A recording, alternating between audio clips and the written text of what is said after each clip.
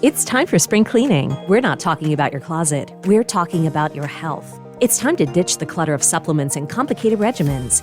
Grüns is wellness that actually sticks. Grüns is a comprehensive and accurately dosed nutrition solution loaded with vitamins like B12 and folate designed to be absorbed by your body.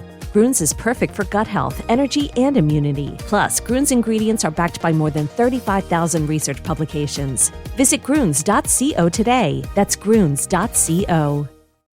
I'm Eric Marcus, and this is Making Gay History.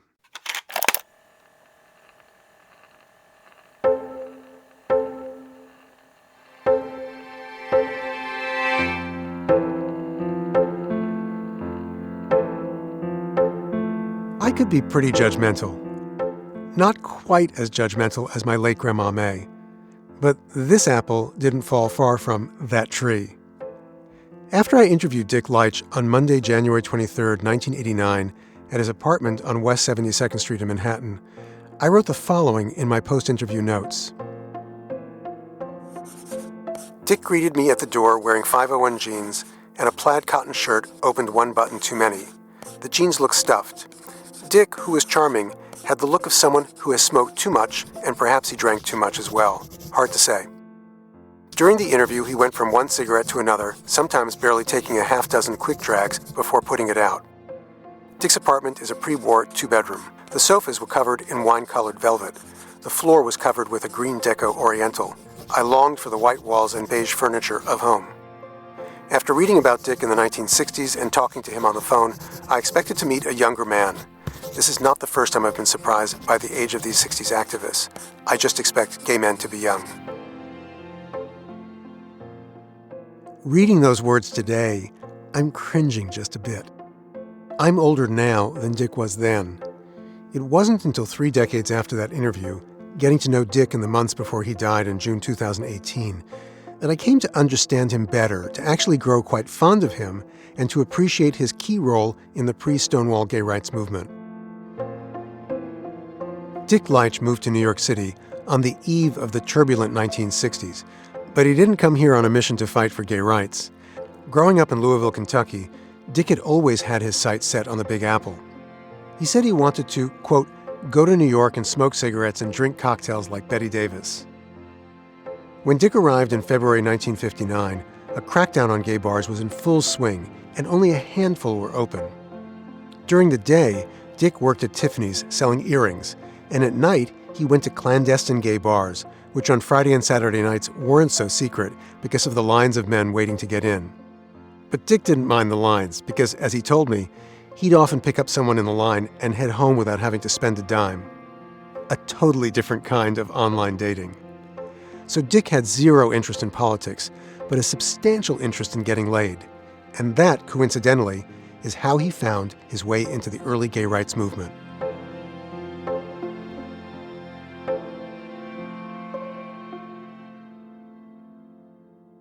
I was wandering down Greenwich Avenue, which in those days, nobody went to Christopher Street, everybody cruised Greenwich Avenue. And I saw this boy, I thought it was so pretty. So I kind of turned the corner on Christopher and stopped and leaned up against that building on the corner. And sure enough, he came up and talked to me. So we went home and fucked, and that was Craig Rodwell of the Oscar Wilde Bookshop. I became good friends with him and his roommate Colin, Colin Oswald, I think. And so anyway, I was seeing Craig, but every time I call Craig and say, you want to go to the movies, you want to do this, you want to do that, oh, I have to go to Mattachine. I said, Queen, what are you doing? He said, well, Mattachine's very important. We all have to be political. Give me a break, Queen. So you don't have to be political. Let's just go fuck. No, what again? No. And so finally, just to be with him, I started hanging out at Mattachine. And there was this guy named Julian Hodges who was head of it. And it was really in transition because half of it was this bunch of old farts, Al Baruba and his ex-lover, and Norman Kilpatrick, who was 87 years old, and all these tired old fairies. And they spent all these years sitting there, and they had bridge parties, and they had bunco parties, and were looking so desperately for a pat on the head. Who are they looking for? Who do they want the pat on the head from, and why do they want it? Anybody. Just somebody say, it's okay to be gay, honey, it's okay to be gay. And Julian and Craig and Randy Wicker were the radicals. One of the things that Craig and Julian and I and Randy were fighting was that I'm not worthy attitude. Sure, you're worthy, honey. You're as good as anybody else. Don't let them knock you down just because you're queer. And the old queens who ran the place just hated all of them. And couldn't wait to, just get these people out of my hair. We want to sit here and play bunco. We don't want to do all this stuff. What characterized the radicals? I mean, what did they want that different? Julian was out. She was the only politician. I mean, he wanted to build voting blocks and do all this kind of stuff. And Craig and Randy wanted to demonstrate and carry picket signs and be like Dr. King and take over. We're going to do things. I mean, we don't have to sit here in the closet anymore and play bingo. We can go out and do stuff and take over the world and change everything. And so I kind of hung out with him, and I caught it, I caught the fever. And so it was Julian and Craig and Randy and me. Well, that was just about it in that organization. Were there regular meetings that you went to? Oh, yeah. It was set up, they had a little office at 1133 Broadway on the corner of 26th Street. And it's on the third floor. It was a little tiny office, not even bigger than this room. And they had some bookshelves, and they had some desks, and they had a telephone. And supposedly they had this counseling service, but what they basically wanted to do, they wanted people to come in and cry on their shoulders, and they all wanted to sympathize about how awful it was to be gay. And so we took over this counseling service too, and we kind of revolutionized that. People would call up and say, "Oh, I'm gay, I'm so..." Well, come in and talk to us. We have office hours every night from, I think we have 5:30 till 10:30 or something. And since people would come in, we said, "Sure, it's right to be gay. It's wonderful. It's wonderful." And I don't know, got modern-looking, more intelligent type shrinks. And we did the same thing with lawyers. They used to refer everybody to Erwin Strauss, who was this old lawyer queen, or this awful woman who wore funny hats, awful old bitch. She got me out of jail once, though. But and they were just shysters. They just took your money. They didn't care what happened to you. And so we got Frank Patton from Ella Stringfellow and Patton, and a bunch of other lawyers that were interested. And you had a legal problem. We didn't care if it was because you got busted for being gay or what. If you had a legal problem, you call Madison. We send you to a lawyer. We couldn't pay for you. You had to pay for it yourself. But we find you a good guy, and we follow your case through and help you out, because we were trying to develop test cases. We decided it was going to be the next step. And so anyway, we did that. But the next important thing we did, Castro started putting gay people in labor camps. So we decided we were going to have a demonstration from the United Nations. You advocated then public picketing on behalf. Yes, that was our chance. In front of the United Nations. Yeah, because we always wanted to demonstrate. And these old farts, no, you'll go to jail.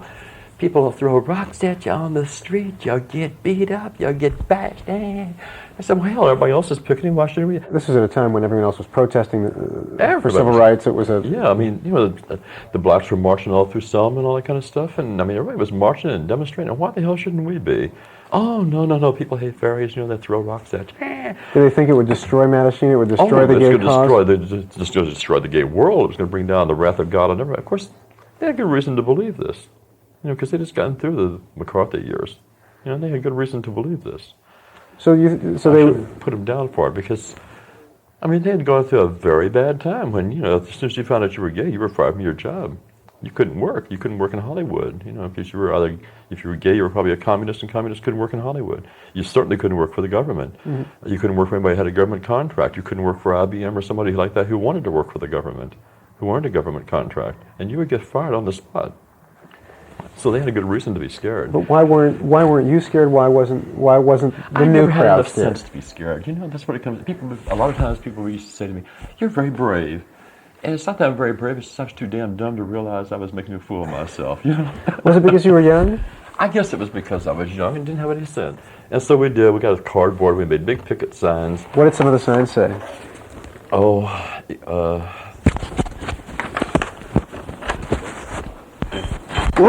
Jesus. Oh my gosh, you killed me. Miss Julian wearing his little 60s hat. Look at that. Labor camps today, ovens tomorrow. Homosexual citizens want an end to government hostility. That's wonderful. Mm-hmm. Wonderful. A demonstration in New York. And were there protests planned for other places as well? Well, that's the problem. You see, we called Frank Kameny, who was with Washington Medicine, and we told him we were going to do this. And Frank Kameny had been very avid to go out and have demonstrations and pickets, but he hadn't done any yet. And he got very upset because he wanted the first gay demonstration to be in Washington. And you were going to beat him to the And we were first going to one. beat him to the punch. And so he quickly organized one down there. But So he organized, in fact, that was spring, summer of '65. yeah, maybe. And I know he arranged for a protest in front of the White House. And, yeah. Right, yep. And he got very upset. But anyway, he did come up here for hours. Oh. And so our demonstration here was just Julian and Craig and Randy and me. Any women? I think Madeline Cervantes.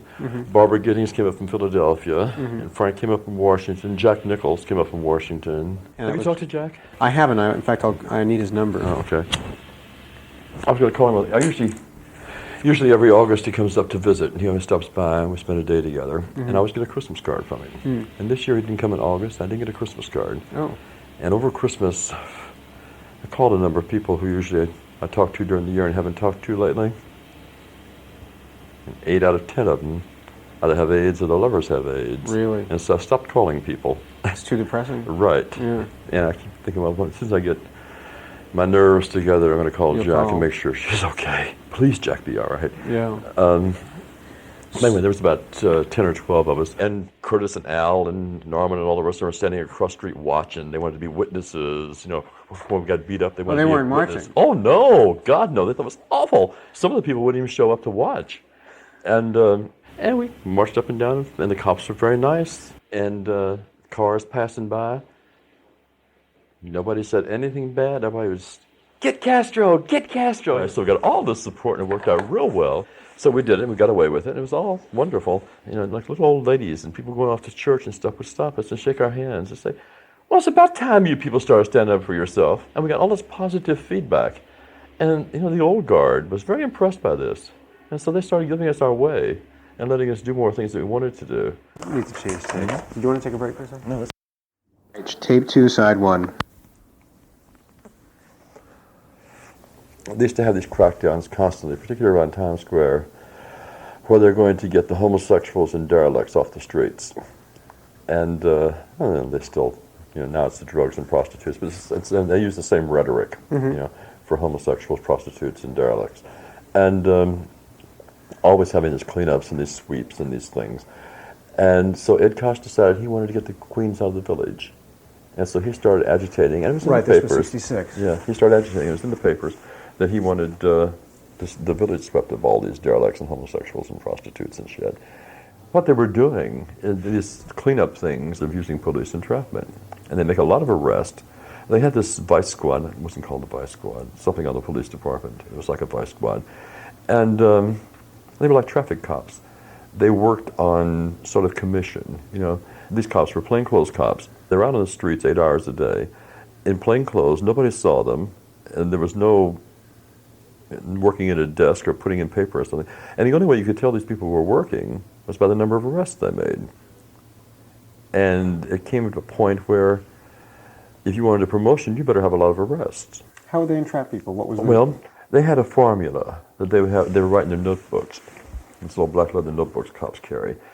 And when they got to court, no matter what actually happened, they would come up with the formula story. Because they would arrest, you know, 10 or 20. And they get them all mixed up. They couldn't remember Tom from Jim from John. And so they just read this little formula out of their notebook. And every once in a while, judges would start throwing the cases out of court because, hey, wait just a minute. The same thing happened to the last guy and the guy before that. And you know, how come the same thing happens to you all the time, mister? You know, that sometimes they would get suspicious. What was the routine? Oh, you know, that he did approach me and he did touch me upon the genitals and he did invite me to go to his house for sexual purposes. So all it and required this was stuff. it was just a pickup, and that was... Yeah. You know, a lot of them were hired for their looks. They were good-looking cops. They would go to bars a lot, or they go like down on Christopher Street or in the bushes in Central Park or someplace like that, and they just hang out. And sometimes people would go up and actually talk to them or actually touch them. And they usually had they were supposed to have a partner in the background who could hear everything, and they always said they did, whether he was around or not. He might be on the next bench working another number, but, you know, working another arrest. But they always said they were together. And they would go to bars and stuff, and they would get picked up, or said they got picked up, and then they'd arrest you and take you to court and ruin your life. And a lot of people got arrested, particularly in the subway tea rooms and in the park, were like closet queens, people who were like priests and doctors and stuff like that who couldn't hang out, like at Julius's or someplace. They didn't want to be seen in the gay community. They get horny, and they go to these places, and that's where they always got caught. And so most of the people who called Mattachine for referrals were people who had, some standing in the community. It wasn't just ditzy queens. Ditzy queens rolled out, some ditzy queen Barbie and ditzy. But these were important people. And then the newspapers would say, well, the cleanup is succeeding. 500 people were arrested in the last 2 months and all that. And you knew every damn one of them was an entrapment, either a hooker or a gay person got entrapped. And it was at that time that we decided we would have our sip-in. And so we sat down and talked about it. And so Craig and the guy I was living with at the time, John Timmons, and I decided that we would do it because the liquor law said that a licensee has the duty to keep his place orderly. If he lets it become disorderly, he loses his license. And so they would use this disorderly conduct statute and entrap gay people and then use that against the bar owners to close the bar. So we decided that that was a violation of our right to freely assemble. And we talked to Frank Camedy about it, talked to everybody about it, and the consensus was that yes, we had to do this, and yes, we had to get press coverage, but we couldn't invite the television people because the presence of television cameras and all that recording equipment could make a place disorderly. And so we should just stick with the print media. And so we sent telegrams to all the newspapers and magazines saying we were going to do this the next day at noon at a place called the Ukrainian American Village on St. Mark's Place, because they had a sign on the front door saying, if you're gay, stay away. And a number of places had that for obvious reasons. And so we decided that was the place. So we announced that we were going to do this the next day at noon. Did you tell them you were coming? No. And of course, being gay, we were late. So we got there about 12:15, and when we arrived, Ukrainian American Village was boarded up with the gates down. And all this press was standing around. What's going on here? And the guy from the Times said, well, you weren't here yet, so we wanted to talk to the manager and ask him what he thought about this demonstration. And he said, what demonstration? And we told him. So he decided he's going to close for the day. What are you going to do now? And what we had done, we had this letter, Mattachine Stationery, and we said in it simply that we're gay people, and we just want to be served food and liquor, and we are orderly, and we intend to remain orderly. And please serve us, or something like that. And then the three of us had signed it. And so we were going to present this to the managers. So that place closed on us. And so we said, okay, we'll go to Howard Johnson's, which was on 6th Avenue at 8th Street, where Crazy Eddie is now. And they were very hostile to gay people there. They used to, because they used to get a lot of after-bar crowd, and they didn't want it, so they started chasing it off. And so we went in there and asked for the manager, and this guy came out wearing the dirtiest whites I have ever seen. He'd obviously been dishwashing because the dishwasher was out or something. And he said, what's going on here? And we showed him our little note, and he said, well, what the hell you want with me? Get a waiter. And the press jumped up. Don't you know it's against the law to serve homosexuals? And he said, what do you mean it's against the law to serve homosexuals? He said, they can't make a law like that. He said, Albany, 3/4 of them are gay and all of them are drunks. How can they make a law like that? Give them whatever they want. So we got served, and we had no clue. We were stuck again with egg on our face. And so they said, what do you do now? We said, well, we'll go up the street here. There's a little place up here at 6th Avenue, I guess, is that 10th Street, where Trudy Heller's used to be. And it's called Hawaiian Village. And we went there, and this great big old mafia cat comes out with the only $800 suit and a big cigar in his mouth and crocodile shoes. Yeah, what do you want? So when we get served, he said, so, get a waiter. We said, we gave him a little note and said we're gay and all that.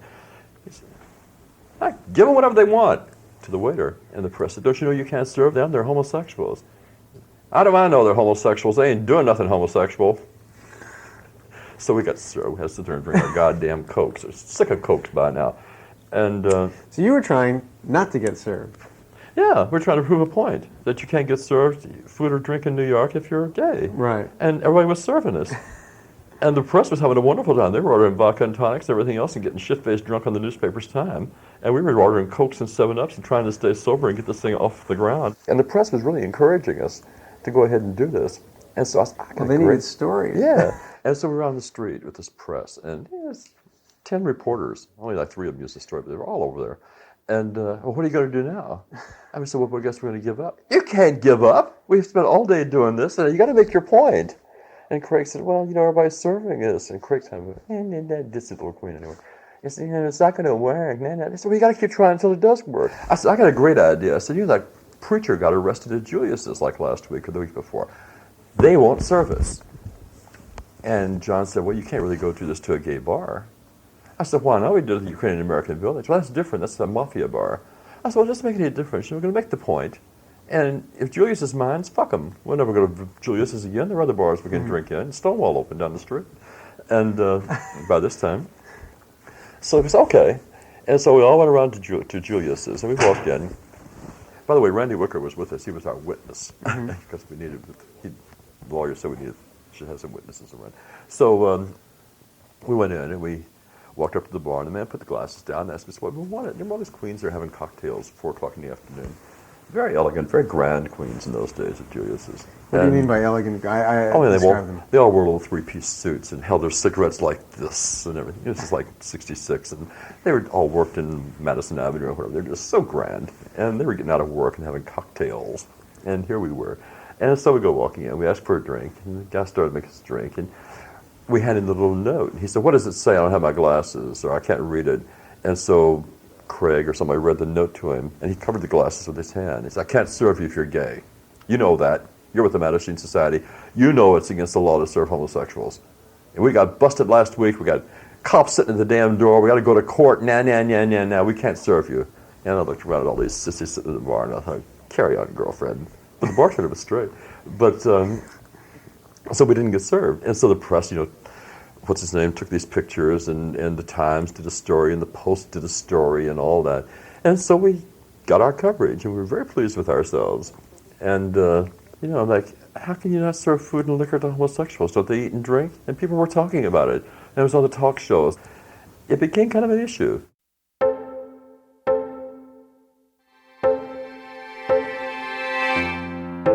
Dick Leitsch wasn't satisfied with the great press, which included publication of that now iconic Fred McDarrah photo of the bartender at Julius's refusing to serve them, his hand over the glass. Dick took the fight to the courts, going back to Julius's and offering legal help. The bar had been deemed a disorderly premises following an entrapment arrest. For Dick, entrapment was the single most important issue for the gay rights movement to tackle. If you can't get together in public places without risk of arrest, you can't live your life. If you were a gay man in New York City back then, wherever you went, you risked falling prey to an undercover police officer doing his very best to trick you into letting down your guard and showing an interest in him. Back then, an arrest like that spelled personal, professional, and financial ruin for many. In the aftermath of the sip-in, the Mattachine continued its effort to push back against entrapment. Mattachine got the then liberal newspaper, the New York Post, to run a series of articles focusing on the issue, featuring the stories of men caught up in the police web. Mattachine also participated in meetings with senior city officials, including the then local Democratic leader Ed Koch, who would one day go on to be the city's mayor. Koch objected strongly to any change in police efforts to, quote, clean up the village, which of course meant going after the homosexuals and the gay bars. According to Dick, then Mayor John Lindsay and New York City Police Department Chief Inspector Sanford Garelick committed to ending the hated practice, although it did not entirely end for some time. Remember, this was 1966, and the Stonewall riots wouldn't happen for another 3 years. So for all those who say that Stonewall was the start of the so-called modern LGBTQ civil rights movement, I'd like to know what wasn't modern about what these frontline activists were doing.